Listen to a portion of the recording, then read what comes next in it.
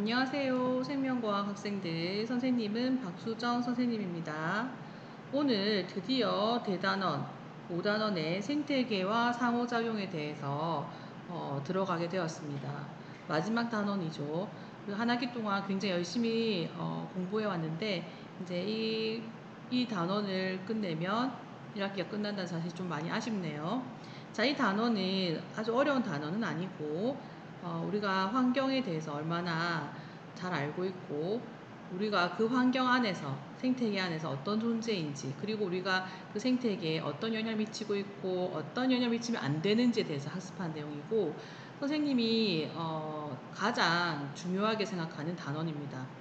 이거는 우리가 살아가는데 꼭 필요한 환경에 관련된 내용이거든요. 그래서 앞에 우리의 인체라든가 유전이라든가 이런 것들은 물론 알아도 되지만 몰라도 괜찮습니다. 그렇지만 생태계는 반드시 내용을 잘 알고 있어야 되고 앞으로 살면서 우리가 어떻게 살아야 되는지에 대해서 고민을 좀 해봐야 되거든요. 그런 부분과 관련이 있기 때문에 매우 중요한 단원이라고 선생님은 생각합니다. 자, 그러면 내용으로 들어갈게요. 첫 번째, 생태계의 구성, 생태계입니다. 첫 번째, 여기 빈칸이 있죠. 빈칸은 생물과 환경이 서로 관계를 맺으면서 조화를 이루는 유기적인 체제. 체제는 시스템을 얘기하는 거죠. 이것을 우리는 생태계라고 합니다. 여기서 중요한 것은 누구와 누구요? 생물과 환경이 서로 관계를 맺으면서 뭘 한다? 조화를 이루는 시스템이라는 거죠. 뗄래야 뗄 수 없는 관계라는 뜻입니다. 자, 그래서 지금 옆에 그림을 살펴보면 이 전체를 지금 생태계거든요. 생태계. 생태계는 생물과 환경이 같이 있다고 했습니다. 여기 이거 작은 박스가 바로 생물적 요인입니다. 이 안에는 생산자, 소비자, 분해자가 들어가 있네요. 그 다음 이 생물적 요인 바깥에 바로 비생물적 요인이 있어요.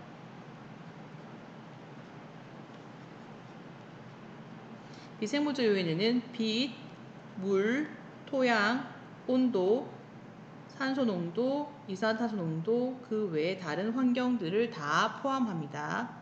이렇게 생물과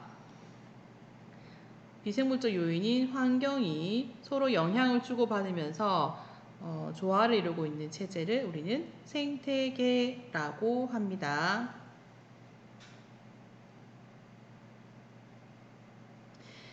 그러면 생태계 구성 요인을 조금 더 자세하게 한번 살펴볼게요. 생물적 요인의 첫 번째, 빛 에너지나 화학 에너지를 이용해서 무기물로부터 유기물을 합성하는 독립영양생물. 독립영양생물이라는 것은 스스로 유기물을 합성할 수 있는 생물을 얘기하거든요. 이것은 바로 생산자입니다. 생산자에 대한 설명이죠. 다음 두 번째 칸은 다른 생물을 먹이로 섭취해서 유기물을 얻는 종속영양생물을 말한다. 종속영양생물이란 스스로 유기물을 합성할 수 없기 때문에 외부로부터 유기물을 섭취해야지 얻을 수 있는 생명체를 말합니다. 이것들은 바로 소비자고요. 우리도 소비자입니다. 자, 마지막에 생물의 사체나 배설물에 포함된 유기물을 얻는 종속영양생물은 그렇지, 분해자입니다.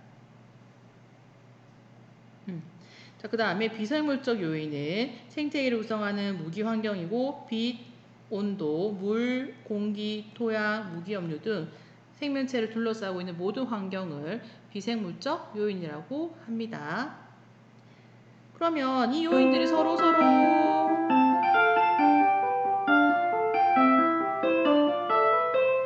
이 요인들이 서로 영향을 미치기 때문에 거기에 대해서 조금 더 자세하게 얘기를 해보도록 할게요.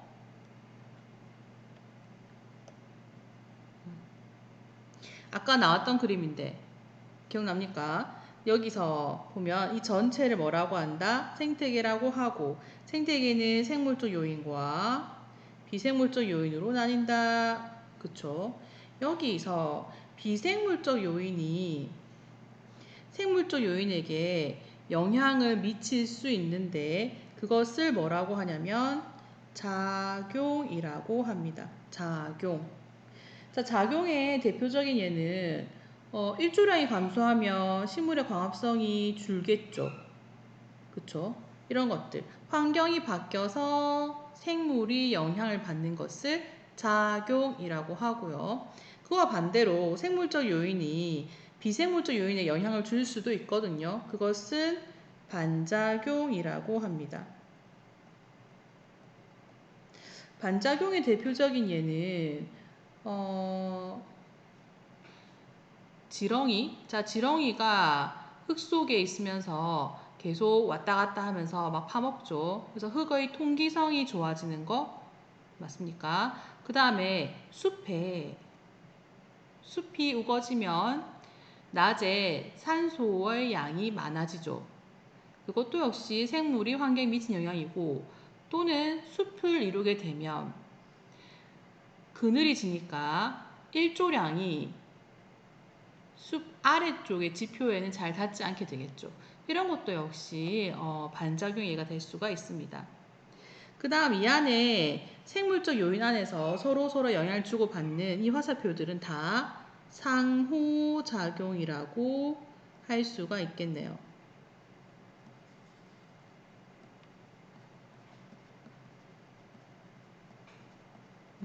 얘도 상호작용, 얘도 상호작용입니다. 자, 지금 이거는 작용, 반작용, 상호작용은 생물학적 개념이기 때문에 정확하게 이해하고 있어야 됩니다. 여기서 뭐 물리 시간에 배웠던 작용, 반작 떠올리면 안 되고요. 생물학 개념에서 생태 파트에서 비생물적 요인이 생물적 요인에 영향을 미치는 것은 작용, 생물적 요인이 비생물적 요인에게 미치는 영향은 반작용. 생물적 요인 안에서 벌어지는 작용들은 상호작용이다 라고 설명을 합니다. 그러면 일단 비생물적 요인이 생물적 요인에게 미치는 영향 중에서 첫 번째 빛에 대해서 한번 알아볼게요. 빛은 또 빛은 세 가지를 가지고 설명하는데, 첫 번째 빛의 세기, 그다음 빛의 파장, 그리고 광주기성. 이 세 가지가 이제 빛에 대해서 설명을 할 수 있을 부분입니다. 첫 번째는 양지식물과 음지식물 사이에 광합성 양의 차이가 생기는데, 이것은 바로 빛의 세기 때문이에요. 자, 가로축이 빛의 세기입니다. 그래서 0부터 점점 빛이 세어지면, 지금 양지식물 같은 경우에는 고상점이 높아요. 그래서 빛의 세기가 좀 강해야 드디어 광합성이 일어나기 시작을 하거든요. 그러다가 어느 순간이 되면 최대치가 됩니다. 이거는 바로 광합성에 사용된 효소의 양이 정해져 있기 때문에 더 이상 증가하지 못하는 거거든요.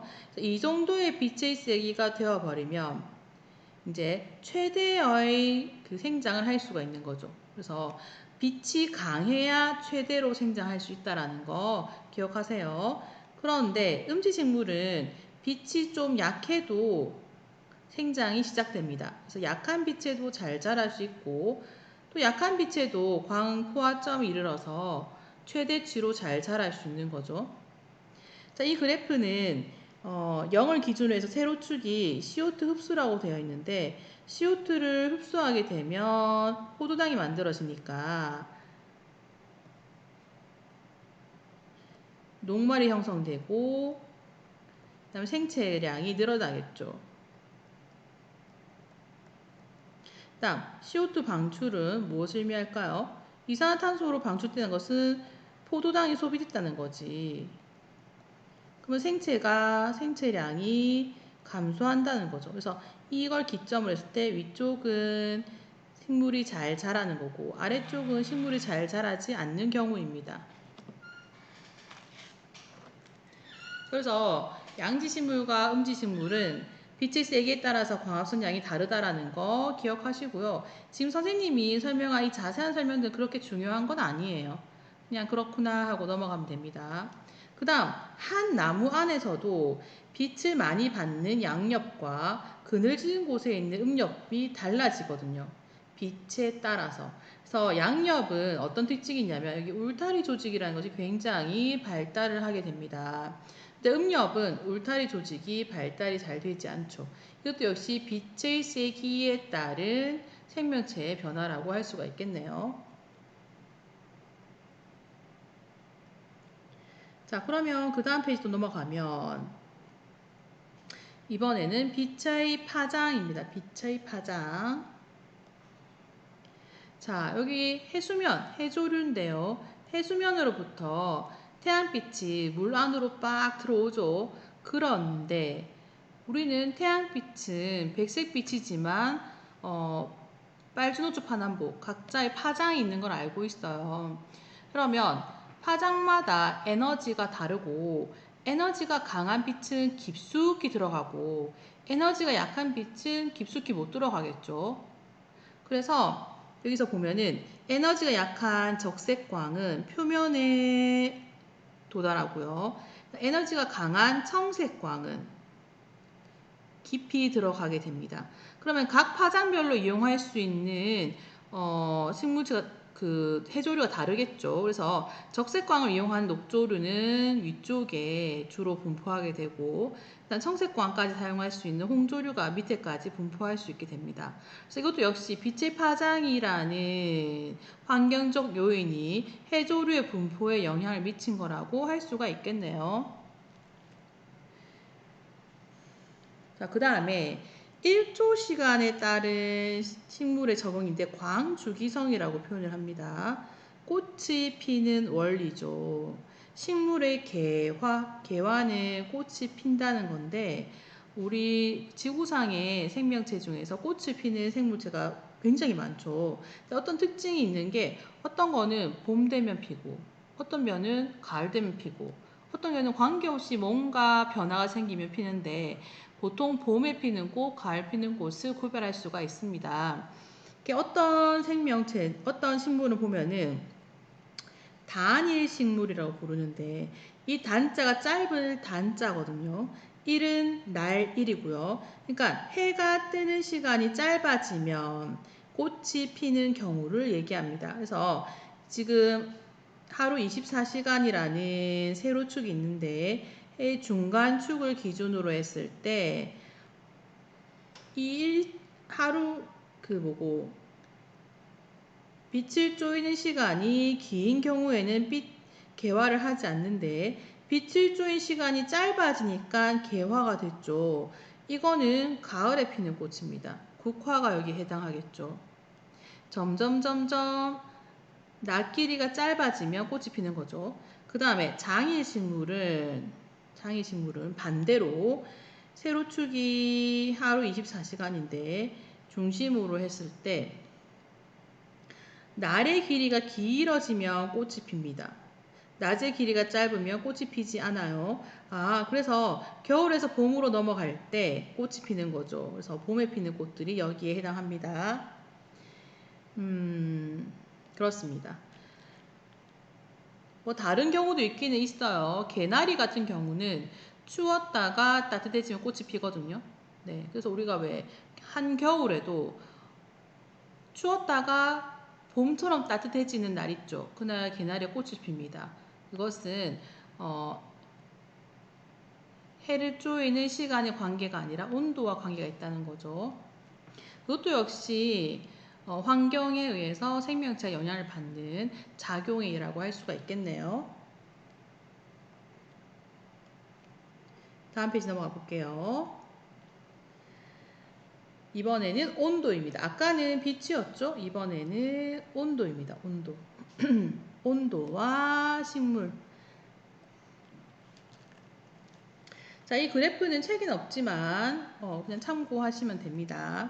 겨울을 살펴볼게요. 겨울 12월에서 1월 요 사이가 겨울이죠. 겨울은 엄청 춥잖아요. 그래서 무슨 일이 벌어지냐면 겨울이 되면 녹말이 분해되어서 포도당으로 됩니다. 자, 녹말은 물에 녹지 않아요. 그래서 저장체인데요. 이것을 포도당으로 바꿔버리면 포도당은 물에 녹거든요. 용해된다는 거지. 그래서 이 식물체 안의 액체가 혼합물이 되면서 어는 점이 낮아집니다. 신기하죠? 일부러 녹말을 완전히 분해시켜서 포도당을 만들면 이 식물체 내에 있는 체액에는 포도당이 농도가 높아지게 되고요. 이게 혼합물이 되면서 어는 점이 낮아지니까 웬만큼 추워도 얼지 않아요. 네. 지금 삼도압이 높아지면 얼지 않습니다. 이게 바로 온도와 이제 식물의 작용이라고 할 수 있겠네요. 온도가 식물에게 영향을 미치는 작용. 그리고 또 다른 예가 있죠. 겨울이 되면 잎을 많이 달고 있으면 표면적이 넓어지니까 열 손실이 되게 많겠죠. 그래서 겨울이 되면 잎을 다 떨어뜨립니다. 그것도 하나의 예가 될 수 있는데 온도가 내려가면 엽록소가 파괴되고요. 단풍이 들고 그 다음에 잎이 떨어지면서 겨울눈이 만들어지고 그 겨울눈을 통해서 겨울을 이겨내는 아주 놀라운 과정이 일어나는 거죠. 이것도 역시 온도에 따른 식물의 적응한 결과로 작용이라고 할 수가 있겠네요.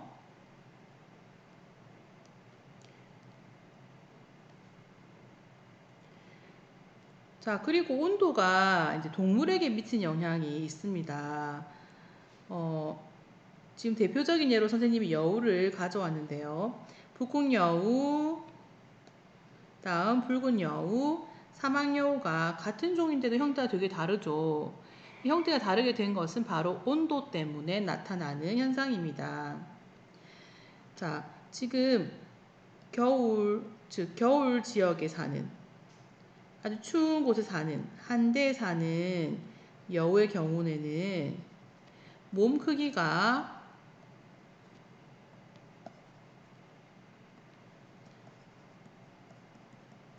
크고 말단 부위가 작아요. 자, 몸 크기가 커지면 어떤 효과가 있냐면은 단위 부피당 표면적이 감소하기 때문에 바깥으로 빠져나가는 열을 막을 수가 있습니다. 역시 말단 부위가 작으면 손실되는 열을 감소시킬 수가 있죠. 이거 역시 온도가 생물체에게 미치는 작용이라 할 수 있겠네요. 그럼 반대로 사막여우는 굉장히 덥잖아요. 그렇기 때문에 몸의 크기가 점점 작아집니다. 몸의 크기가 작으면은 단위 부피당 표면적이 커져서 밖으로 열을 빨리빨리 배출할 수가 있고요. 말단 부위가 굉장히 커요. 귀가 엄청 크죠. 말단 부위가 커지게 되면 열 손실을 빨리빨리 할 수 있기 때문에 열을 빨리빨리 배출할 수 있기 때문에 적응할 수가 있습니다. 이런 예가 있고요. 자, 또 다른 환경 요인을 한번 찾아볼게요. 자, 물이에요, 물. 자, 물 체계도 있는데요. 물은 생명체에서 굉장히 중요한 물질이죠. 물과 식물에서 어떤 영향을 미치는지 한번 살펴볼까요? 물이 부족한 건조한 곳에서 사는 식물은 어떤 특징이 있냐면 물이 너무 없으니까 자기 몸 안에 물을 저장을 해야 되잖아요. 그래서 저수 조직이 발달되어 있어요. 그 다음에 물 속에 사는 수생식물은 물이 너무 많죠. 수생식물은 물은 많은데 산소를 접하기가 굉장히 어렵죠. 그렇죠. 그래서 통기 조직, 발달되는 특징이 있습니다. 그래서 이것도 환경이 생물에 영향 미치는 작용이라고 할 수 있죠. 다음 동물 볼게요. 동물은 일단 사막 지역에 사는 파충류요. 자, 파충류 같은 경우는 표면으로부터 물을 빼앗기면은 안 되겠죠.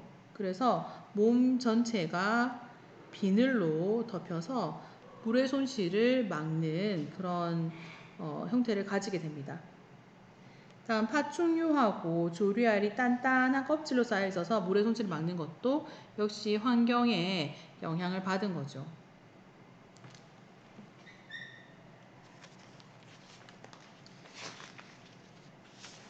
자, 그래서 이번 시간에는 생태 계열 구성하고 그 다음에 환경과 생물이 서로 영향을 주고받는 작용, 반작용, 상호작용에 대해서 학습했습니다. 다음 시간에는 개체군에 대해서 공부하도록 하겠습니다. 그러면 다음 시간에 보도록 하겠습니다.